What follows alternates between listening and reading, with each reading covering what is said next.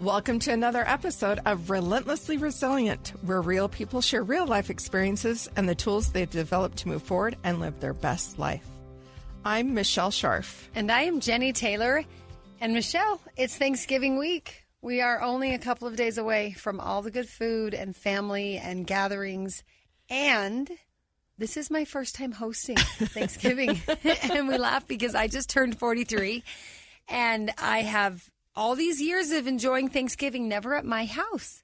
We've always gone to either my mom's or my mother-in-law's or both. Usually we're trying to get back to both. And so this year, my parents have moved into a patio home in a retirement community. They're ready to maybe pass the baton. We've just moved into our new home, which we're really excited to host. And plenty of space. Yes, we're excited. And so Where are you going to host it? In the garage or in the in the basement? Okay, so we moved things around this weekend. We're going to come right to the kitchen great room. Oh, in wow. fact, listen, I'll post pictures. We brought half the nice patio furniture from the deck into the living room to create more seating. We just squished everything a little. And then we've got, of course, the folding tables and the dining table. We've got the little kid table because I still have young ones and my nieces and nephews. So we're How many people are coming? Oh, I think we said maybe 30 around there. Oh, my gosh. And that's literally like my 3 siblings and my parents, and then my nieces and nephews. Like, that is not the extended family. This is pretty immediate, but we're excited. And I will admit, though, my mom is still cooking the turkey. So I was just going to say, I hope you're not really going to attempt this all on your own for 30 heavens. people. I'm excited. The first time? No, we're really good at family potluck. Oh, so good. we get together every other Sunday with pretty much the same group for dinner at my mom's. So this will also break it up to go to my home rather than hers. But I have got new tablecloths. I've got new dishes. We're really excited. I, for the past few years, have been on rolls and mashed potatoes. That's kind of my niche. And my sister and sisters-in-law have kind of their specialties. But my mom's the bird lady. We are all going to be really sad when she says she's no longer cooking the turkey because she does such a good job. And we do a massive bird and a turkey breast on the side because there's a lot of us. There's a lot, yeah. So I have done Thanksgiving for many years, for the past 30 years. We've lived out here in Utah away from family. There's been, of course, a few Thanksgiving that we've been back Somewhere in California for Thanksgiving. But I've cooked for my family and other people that we would invite over that didn't have a place to go. And I love... And you go all out. I do. And I did it all on my own. I'm not denying it. I do. Nobody brings anything else, just you. Well, my kids were all young, and so, and then if I were inviting people that didn't have a place to go, I didn't want to ask them to bring anything. Yeah, ours is more, we're all in different households where we're all happy to bring a couple of things. So this year, I'm very excited because this year I decided, my brother's coming. Oh, good. And so my brother, his wife, and his 2 girls, they're adults. His Where kids. Where are they coming from? Sacramento. Okay, perfect. Roseville. His daughters mostly do their Thanksgiving every year. Oh, wow. Okay. And so they're way ahead of me. They love to cook. And the only thing, when my sister-in-law Celsi called me, she's like, the girls still want to cook and participate. They just this is their thing. Oh, I love that. And so I do a turkey. I have perfected the turkey. I want you to teach me. It's very easy. Because I love turkey. And I'm very sad we really only eat turkey once a year. And I feel like I need to bring in turkey a couple more times a year. Oh, yeah. I just love it. For your family, especially leftovers and soups. And I love the potatoes and the gravy and the stuffing and all the things you can do. So, yes, let's talk. We'll have a we'll have a to have show. Yes, we'll have to talk about that after. This time of year, Michelle, gratitude. We're thankful, I think, especially with children. I know it's hard for my kids to not just go from Halloween to Christmas list. And so we really try to say, no, Thanksgiving's a thing. We're going to pause and try to be grateful before we jump into what we want.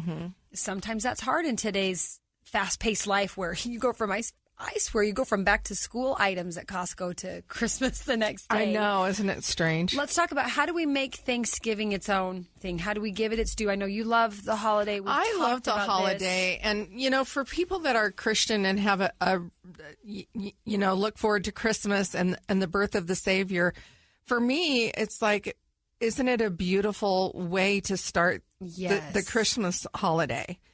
to acknowledge and give thanks for the things that we have been blessed with. And maybe be a little more mindful than we are during the year. I know my mom has this fun tradition.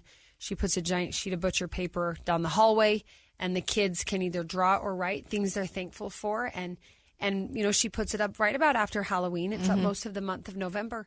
And it's funny how, as you think, well, what am I thankful for? One or two things helps you remember 3 or 4 things, helps you think of 5 or 6 things.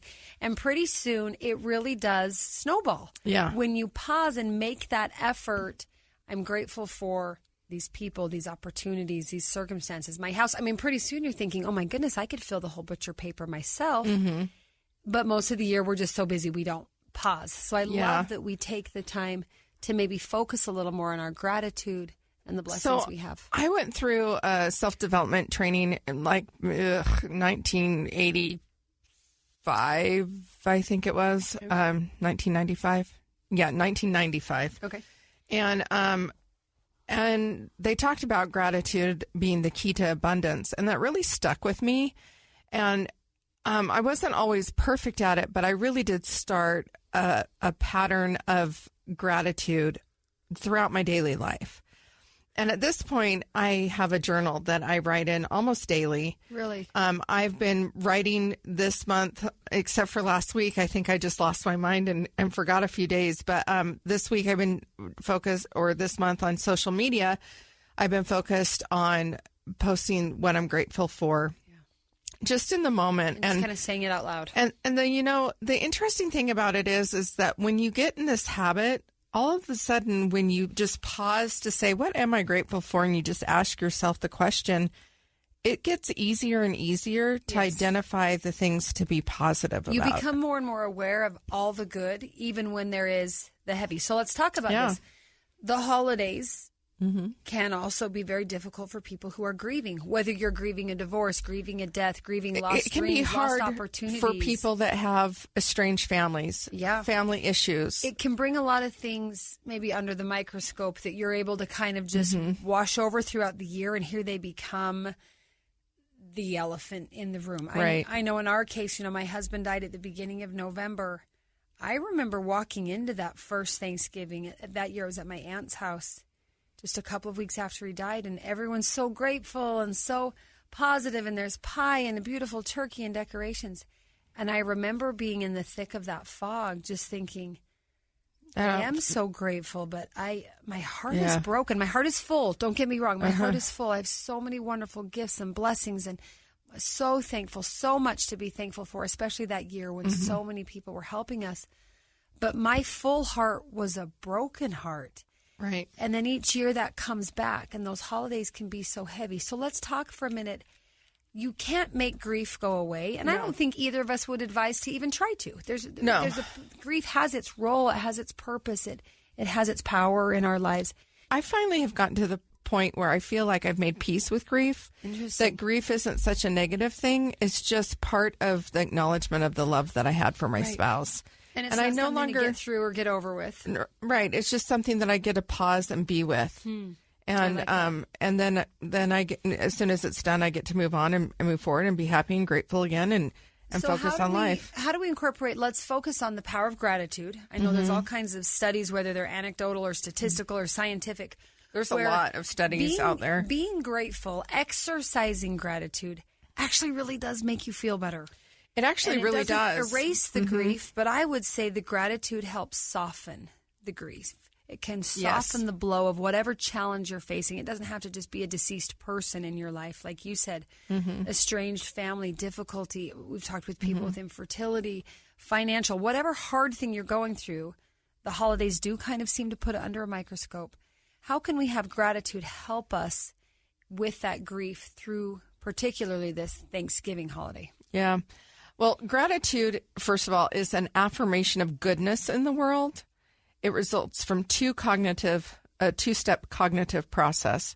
One is recognizing that one has obtained a positive outcome. Okay, I like that. So, death isn't a positive outcome, but we can look for things within that are positive in the process life that itself. Was lived. The people that help. Right, exactly. Okay. And two, recognizing that there is an external source of this positive outcome.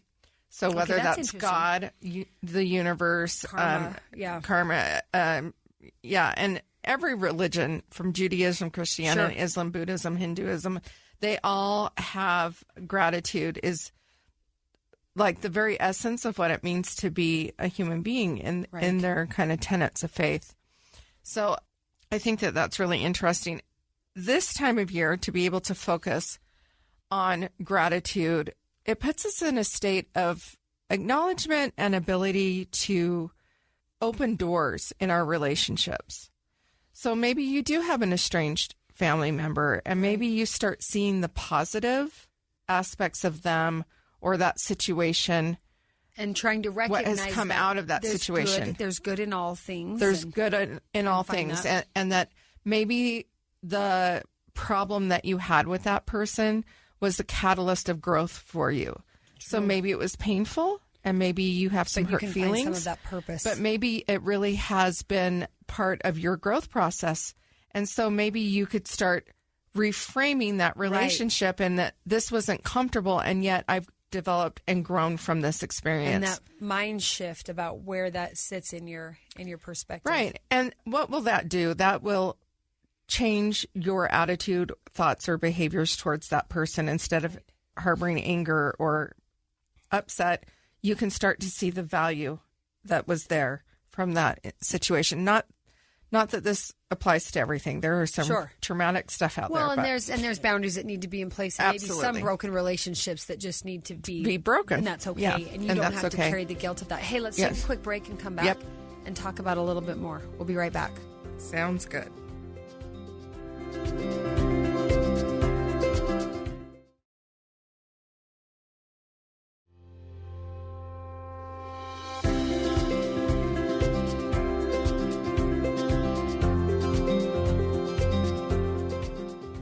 Okay, so we're talking about gratitude and how it can help with really the difficult times of life. I mean, it's not that gratitude's the magic wand, but it kind of can be. Like, I found a study I was looking at that talked about the physical reaction of gratitude within your brain and the chemicals and hormones and things. It talks about dopamine, serotonin, and oxytocin. All the feel-good neurotransmitters. Like, it's the same thing like maybe going to get a good workout or that kind of emotional high from something awesome that happens. Gratitude can help you also release the toxic emotions, and that positive attitude and outlook really can.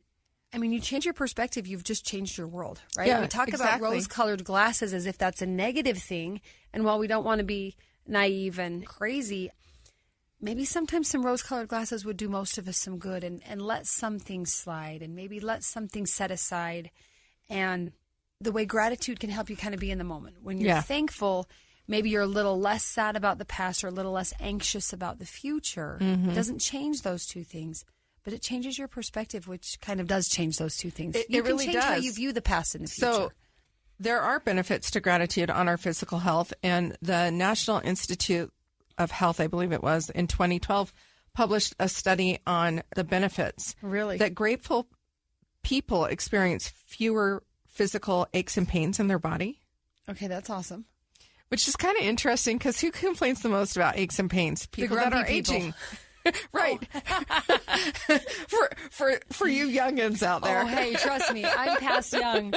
Like I said, 43, and I own every day of that age. I know, we're 10 years apart, but just you wait till you get to 50. You're like, oh, I have to stand up after I wake up in the morning. But that's interesting how it can actually change your physical, because I think so often we think of it as only an emotional or mental thing, and yet there's such a connection between your physical body and your mental being or your emotional person. Yeah. But I will ache less if I am grateful. You will ache less. Sign me up. But interesting enough, people who are grateful go to their doctors more often and maintain and take care of their physical health and well-being better. So that awareness of what you're grateful for leads to better self-care? Huh. Isn't that interesting? Okay, that is interesting. Yeah. Because I guess if you have a positive outlook, I mean, again, gratitude really is perspective, right? It's trying to see the good. It's trying to appreciate even the pain, knowing there could be maybe some purpose or lesson or growth to come in it. Yeah, So and that's all interesting. of these things I'm finding are studies like the 2012 studies from the National Institute of Health. Psychology Today have several reports backing up the health and benefits of being grateful. And then there's a 2015 paper in the Journal of Religion and Health that found that those who are more grateful for who they are and what they have are not only more hopeful, but they're physically more healthy.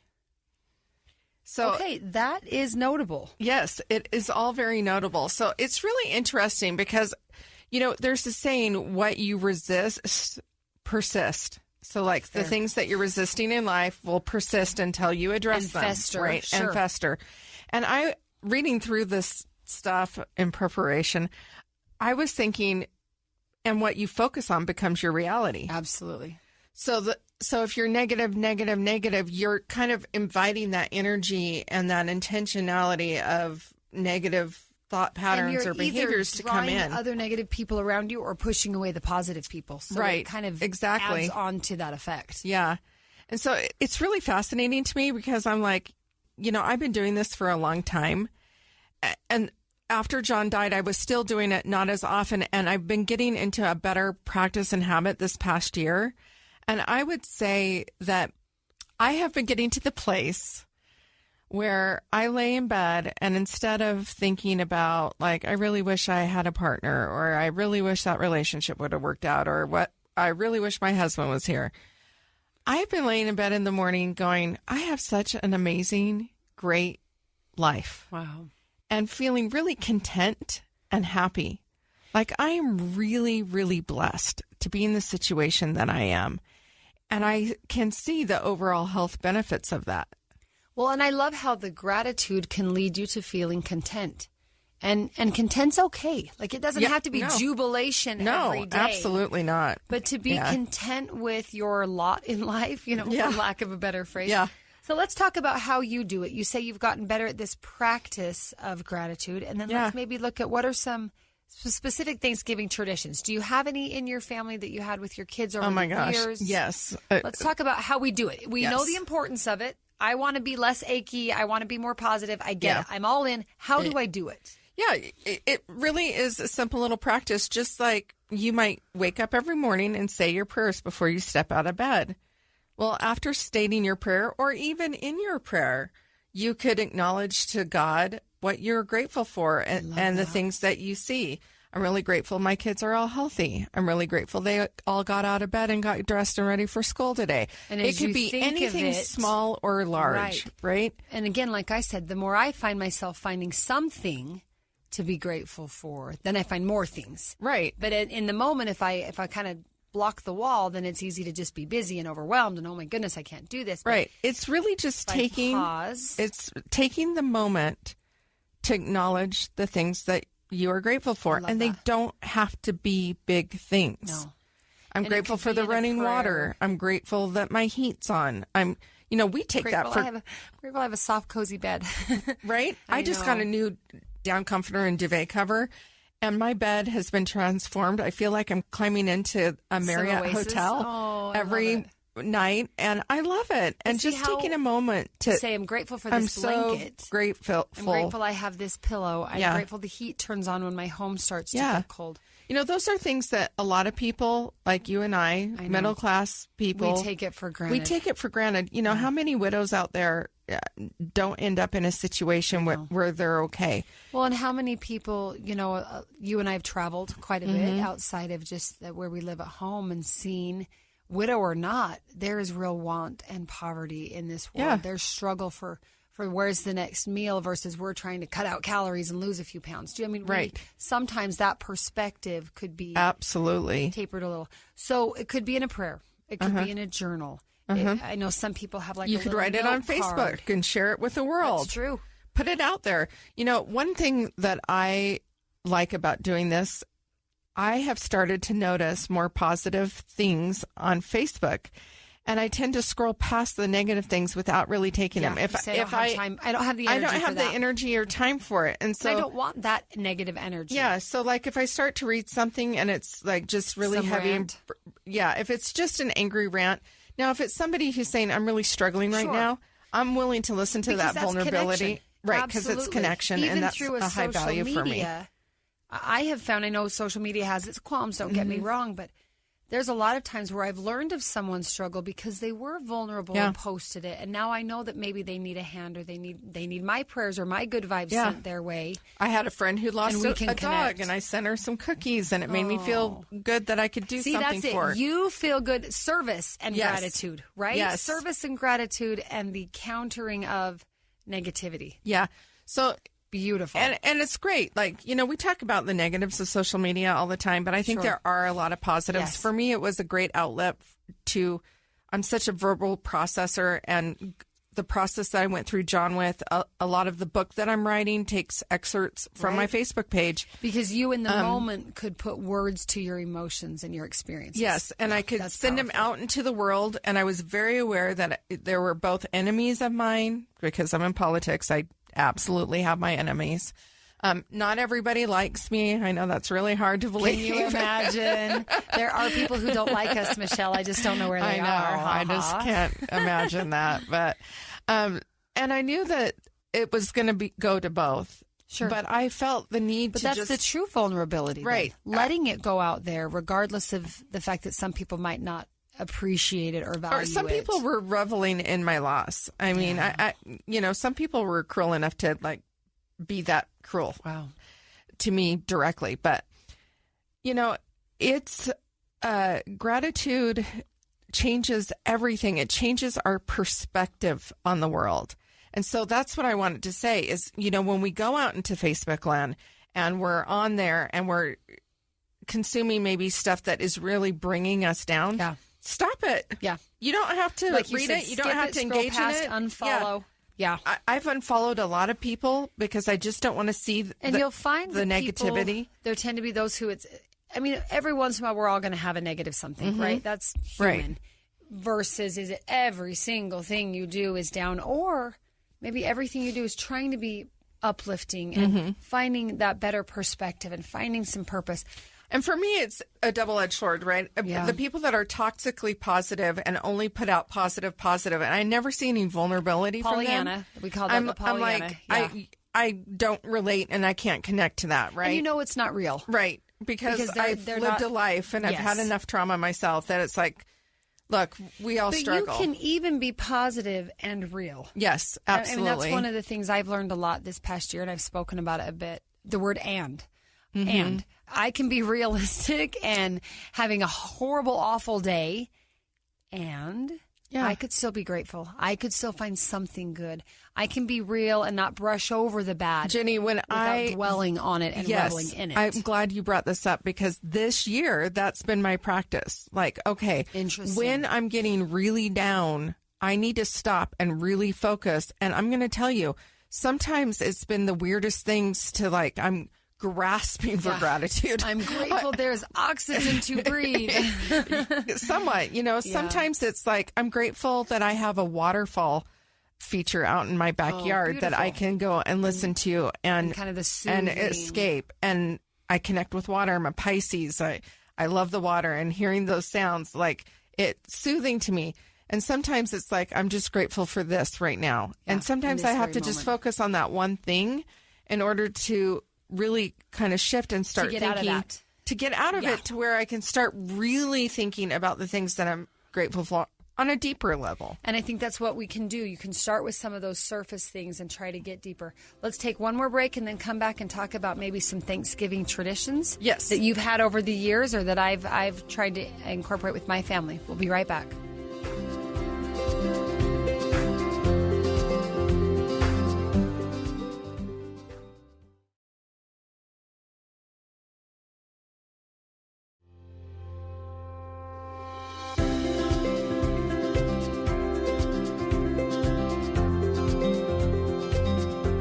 Michelle, traditions. You and I have lived many years combined with many children between us.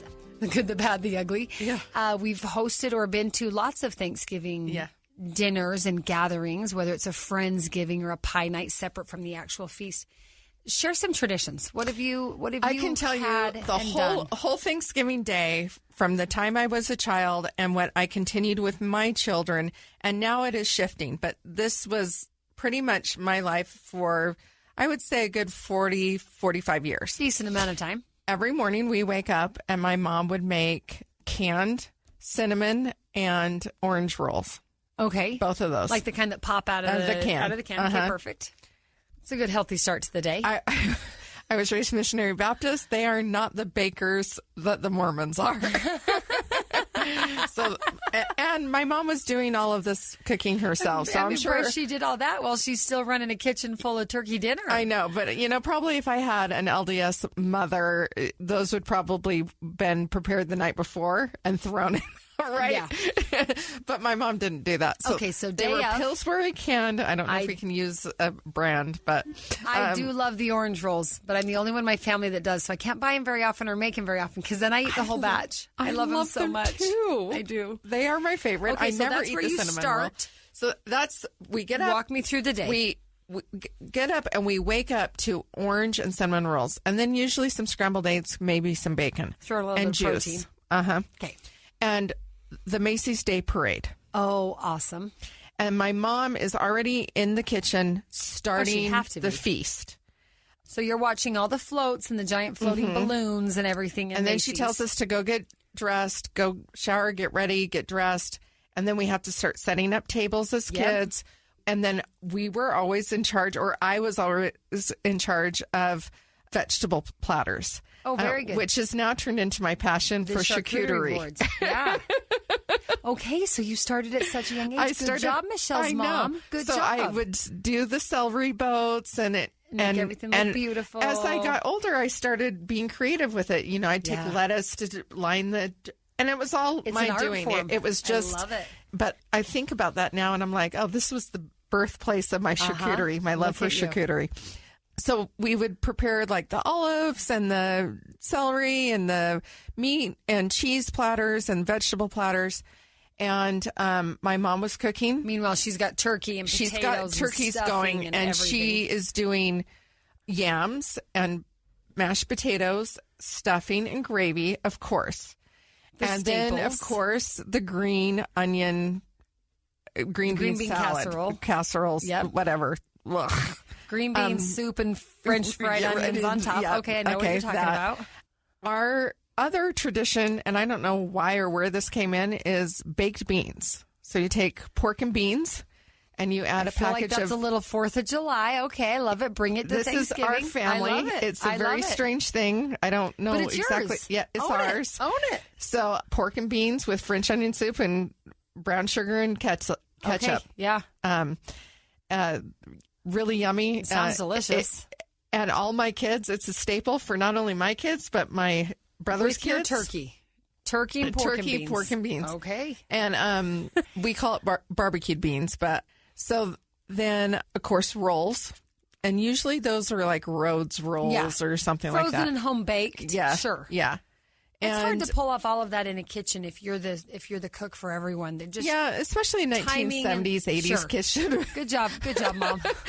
I don't know how she did it because I'm like, I know the little oven, the wall oven, I know smaller space, the little teeny tiny countertop. Like, I don't know how she did it.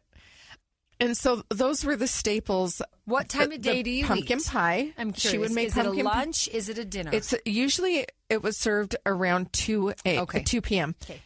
She would make... It's a lot to pull off by early afternoon. When my kids got older, so my mom started early in the morning, which is why she was already up with all of that. Yeah, the cinnamon rolls are ready for you because she's been up for hours. She's already been starting on all of that.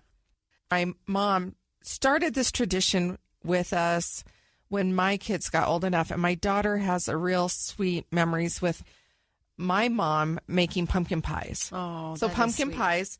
And then we also had like a variety of treats that my mom also made. So my mom put on all of this herself in a day. That's a good show. Like she had to be so tired because I've tried it all in a day, and I was like, I don't know why she ever do this. Yeah, just all that day. Wow. She made fudge.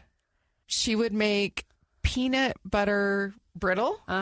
And one of our family traditions that is a must, even though a lot of people don't even like it, they don't want to eat it, but they want it there. But you got to have it, sure. We have a few of those in our family. Yeah, magic bars, which is like a graham cracker crust. Oh, I love those. With coconut, sweetened condensed milk, caramely. Oh, yeah, that's and I make mine with macadamia nuts. Oh, I'm coming over. Yeah. Oh, I'll make you some. I'm coming over. I'll make you some because I can't eat them anymore because I've developed allergies. But that's all. See, that's all Thanksgiving. That is all Thanksgiving. It's a lot of food. Yeah. It's ridiculous. It's insanity. So I have pared it down. Okay. I used to do all of that except for like the fudge, and there's some things that I'm like some of the candied treats. I don't like baking really, and I don't like candy making, so I didn't do does that. Everybody just stay for the day? Do you linger if you're having kind of a late lunch, early dinner? So what's the evening look like?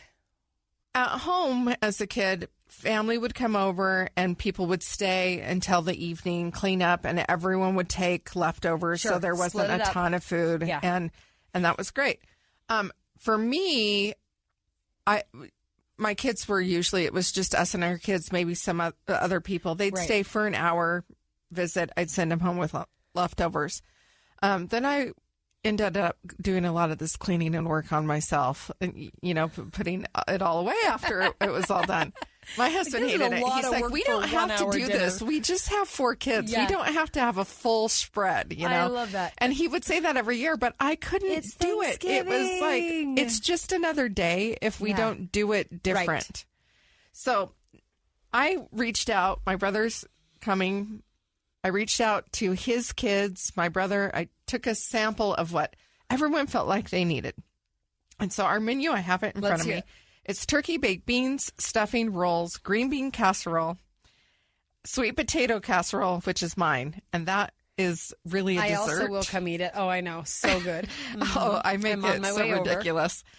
Brussels sprouts with maple and bacon. Ooh. Mashed potatoes and gravy. And then we're having chocolate silk pie made by my niece. Very good. And my daughter and I will be making the pumpkin pie. Oh, my goodness. I love it. But on the note of you had lost your husband, it's the time of year that he was killed, November 3rd. There's got to be a lot going into this. What's important to you about Thanksgiving, and how have you been able to turn that month? I'm a widow, Jennie. Yeah. Like the months matter, right? Yeah. The dates matter. And I start to feel it in my bones around September, October, when the weather turns cold. Brent and I were married in September. It's my birthday in October. October was the last time that he was alive. Even though he was already deployed, I could talk to him. I remember those last few conversations, the last part of October. We get into November. It's his death day. It's election day. It's Veterans Day. Then it's Thanksgiving and Christmas right after. And so it does feel like a lot. And to be honest, the first couple of years are just a blur. Like I said, I remember going to my aunt's house and just almost feeling like I can't believe people are still eating turkey and pie when, like, he's dead. You guys know that, right? Like, he's dead. Like this. But other than that, it felt like another Thanksgiving. Everything else tradition was in place. I will admit one of our traditions that probably, might be different for other people. I know there can be controversial feelings. Brent and I really liked Black Friday. Like, even as newlyweds. Yeah. So we were married in September, that first Thanksgiving, and then he was gone for like a year with the Army. So we only had those first few months together. Back in the day, there was no shopping on Thanksgiving, and there was no real shopping online. So Black Friday was a thing. Yes. In the morning. I remember, and I loved it. Like 4 a.m., we were at... My girlfriends, we'd get out the ads. Oh, yeah. After, So one of our biggest traditions is looking at the Thanksgiving newspaper, which, again, hardly exists anymore. You're right. But if I think back to true traditions with Brent and I, this will be the 19th year since we were married, almost 20 years ago.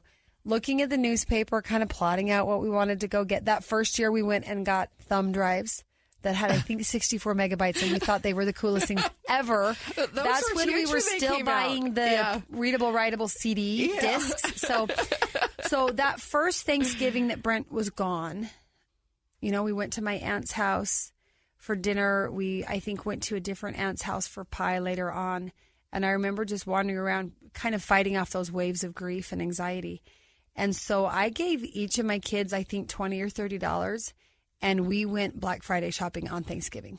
And it wasn't Christmas, and I didn't make them wait till Christmas. And it was probably, you could agree or disagree with me, but it was something that felt like, hey, Dad would have really loved the deal. We would always be the ones, we're going to find the deal. You go this way and I'll go that way and get it in your cart. It's not that he was even a shopper, but he was such a shrewd bargainer. That's why he loved the Middle East, because you didn't go buy something with a price tag. You bartered it down, and he loved that. So he loved the good deal, and it was, that first Thanksgiving, it's me and a bunch of kids at, 6 or 8 p.m.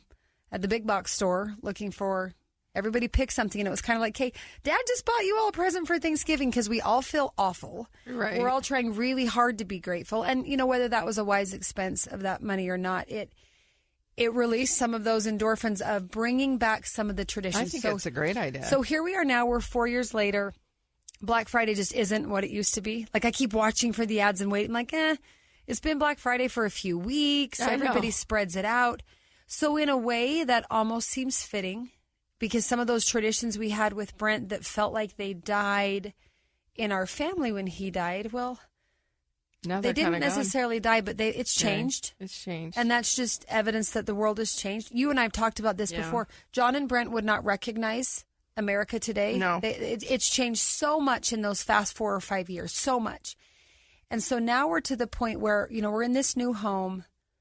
I've never been the host. We're trying to embrace that and say, hey, look how beautiful life still is.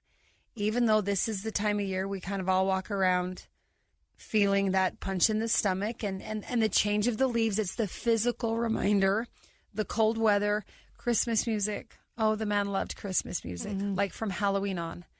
And so my daughter and I will sneak in some Christmas music for Thanksgiving, but my son is like, not until after Thanksgiving. So we love to kind of do There's always one in every family. I know. And he just wants to be grumpy to be grumpy. Right. But so our Thanksgiving, we have a very traditional dinner, turkey, mashed potatoes, all of that. We do split it up as a family. We always have. When it was the higher generation, we'd be at my grandma's house, and my mom and all the aunts would each bring a chunk of dinner. So we've never had one person making it. We all make plenty to share. We like a good bargain buy, or at least planning for it, and then getting ready to put Christmas up kind of that next day, which is, still kind of that Black Friday weekend. But it is a time of year where it takes a little more effort for me to be mindful of the good. I know it's there, and it's abundantly there. And like you and I've talked about before, most widows are far worse off. We've been blessed so much. We've been helped so much. We have so many good, wonderful blessings in our lives. And he's still dead. And this time of year still brings that weight. So we're trying to form some new traditions.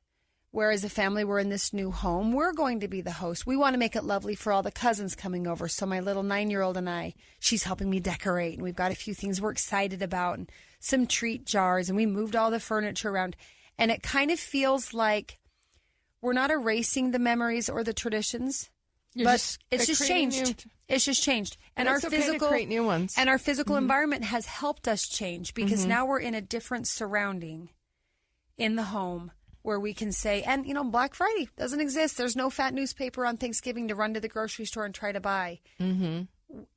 It's okay, like you said, it's okay to love those memories, and they are still traditions of my heart, and it's okay that they're not the traditions of today. And I think that's where I'm getting to, that content, that peace, that I love what it was, and I really am learning to love what it is. Yeah. And that sometimes feels contradictory, because how do you love life? How do you love that he's dead? Well, I don't love that he's dead. I can still love life and what it has to offer. And like you said, I love that Thanksgiving sets the tone for Christmas. Before we jump into the hustle and bustle of everything, what does it really mean? Well, it's gratitude. For me, it's gratitude for my God, for I am Christian. It's gratitude for the Savior. What better way to jump in to the bigger holiday season than to pause first for a few days and be grateful? Recently, we're 4 years out. And I've dated, I've had my heart broken, and I have not dated, and I've spent a lot of time reflecting. I spent some of that time really in grief all over again, because this isn't what I wanted. I had these dreams of this existence with my husband. But, as I was going through these gratitude things, it's just been the last couple of weeks, and I'm still playing with this. So this is raw and fresh and very vulnerable. I've realized that I met John when I was 17 years old. That's so young. We raised each other. We had a great marriage. We had a toxic marriage. We had a marriage full of grief and pain and struggles and financial hardship and financial wins. We did it all together. Everything. And underneath it all, we were 100% committed to each other, and we loved each other. But the grief comes when I allow myself to think about what it should have been, or if he was still here, or those things. And I'm starting to let go of that. And I'm starting to see the gift in his passing. Not that I would have wanted it. Let's be clear about that. Not that I'm glad he died of cancer. Right. But because he did die of cancer, I am given an opportunity to learn a lot about myself and to experience life as an individual, not as John's wife, not as our kid's mother. Sure. But truly, uniquely me. And I'm actually really enjoying this process, and I'm seeing the beauty of it. And so the crazy thing is as I accept that, I do have less grief, like less periods of the darkness of that grief, because that grief is also about hanging on to the past or what could have been, should have been, whatever. How unfair it all is. Yeah. Yeah. And I'm finally at a point where I'm like, I love John very much. If all things were different, he never had to experience cancer. He was healthy. He was here. That would have been a great life too. Right. But now I get to have a new experience. And this experience doesn't have to include another partner, another man. It could just be me. And it doesn't erase the experiences you've already had at this point in your life with John and otherwise. You bring it all with you like a book. The previous chapters are part of this chapter. Absolutely. Or it makes sense. I learned beautiful things from this man. Yeah. But I also, my husband was such an adrenaline junkie. He was always pushing the edges. And I always felt the need to kind of be pulling him back. I've taken a few more risks than I would normally in my life, not only with dating, but traveling or... Yeah. I'm really experiencing myself in a very different way. And I'm like, I don't know that I get these experiences had he stayed. Yeah. And there's something really beautiful. So I'm learning to also have gratitude about the opportunity to now be independent and on my own, which, again, this is all very new. Right. It's good. And at the same time, it's scary. But I'm starting to see some real beauty in it as I do acknowledge the opportunity for growth. Yeah. I love that, Michelle. I love all these conversations we have when we get to share with each other and learn. It is this great journey of and. We've had beautiful marriages, ups and downs, beautiful past and a beautiful present and future ahead of us. And it might not look a thing like we thought it would, and maybe that's okay too. Yes, and really quick, I know we need to wrap this up, but before we go, one thing that I'm really grateful for, I just attended the fundraiser for the Brent Taylor Foundation. It was such a lovely and wonderful night. Thank you for coming. It's a great opportunity for our listeners if they want to contribute somewhere. The stories and the lives that are changing because of the scholarship are really amazing. And it was so fun to see those highlighted and to hear from some of the people that have received those awards, particularly the young man who was able to continue his flight lessons. And now he's going to be a pilot. He's in the Air Force. He's in the Air Force RTC, about to graduate college and go commission and be one of our future military leaders in America. We're really proud of that. Yeah, that's really exciting. And so it's a really great cause. It's amazing the work you do. Thanks. everybody always asks me, how does Jennie do it? And I'm like, she just runs with her hair on fire all the time. All day. It's red because it's actually on fire. Yes. I appreciate that, Michelle. And it's been, when you talk of opportunity that's come out of tragedy, I look at the things we've been able to do or be a part of through Brent's foundation and our family's foundation, whatever you call it. And I look at that and I think, you know what? This wouldn't have happened if he had lived. And not that I would say, okay, let's have him be gone so I can do these things. But the fact that he is, and I think that's a huge piece of resilience, is that acceptance. Yeah. Acceptance, it just is. Yeah. I can wish away all day. It doesn't do any good. It is what it is. Look at the good can come out of it, that can come after it and from it. And the only way I do it is with lots and lots of people. We were all crying. Helping. Oh, thank you. We were all crying. Yes. All of your friends, at least on my side of the room that knew you, and people were texting me, oh, that video of Brent made me cry. I was crying. There's a picture with him on the flag, and then he starts talking, and I was like, I lost it. I wasn't prepared to hear his voice. It's been a very long time for me. Yeah. And we all started bawling. It's funny how that's a part of grief. Just as we wrap this up, you ask about Thanksgiving and the holidays this time of year. For me, well, I've also got 7 little kids navigating this, and they're not as little as they used to be. For some of them, they're older and processing things on a deeper level. For some of them, they're finally not babies, and they'll just be able to process things. My 6-year-old, who's almost 7, we were talking the other day, and he said something like, I don't remember much. In fact, I don't remember anything. And I kind of looked at him. I said, what do you mean, buddy? He said, about Dad. Like, I don't remember what he used to do with us. I don't remember his voice. And my heart just broke thinking, do I remember his voice? Do I remember those moments? You remember the overall concept, but I'm grateful for the technology that has let us preserve a lot of him through some of those video and audio clips. And so we spent some time this past Sunday as a family watching some home videos or interviews Brent had done with the news so my little kids could hear his voice. That's beautiful. one thing where we can live beautiful, wonderful, awesome lives going forward, and I am determined to. And those 15 years will always be significant chapters in my life before now, always. Yeah. And I'll be grateful for that always. So John died in July, but John's birthday is November 22nd. So my family is coming. Oh, my goodness. My family, so it's always been a tender. Right there. Sometimes his birthday falls on Thanksgiving. Right. I'm going to start crying.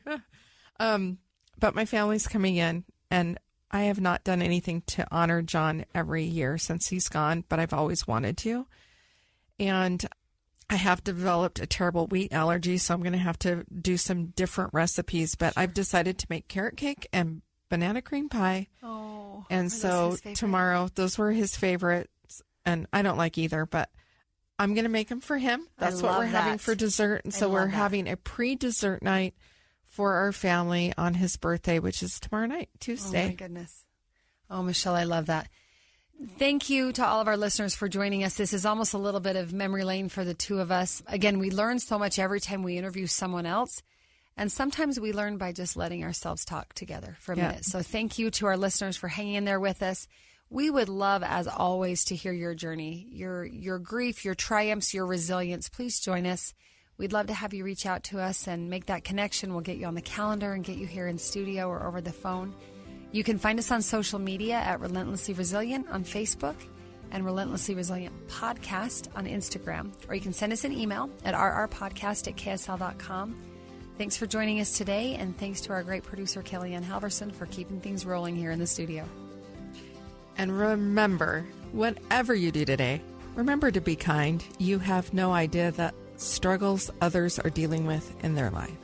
Have a great day. Happy Thanksgiving, everybody.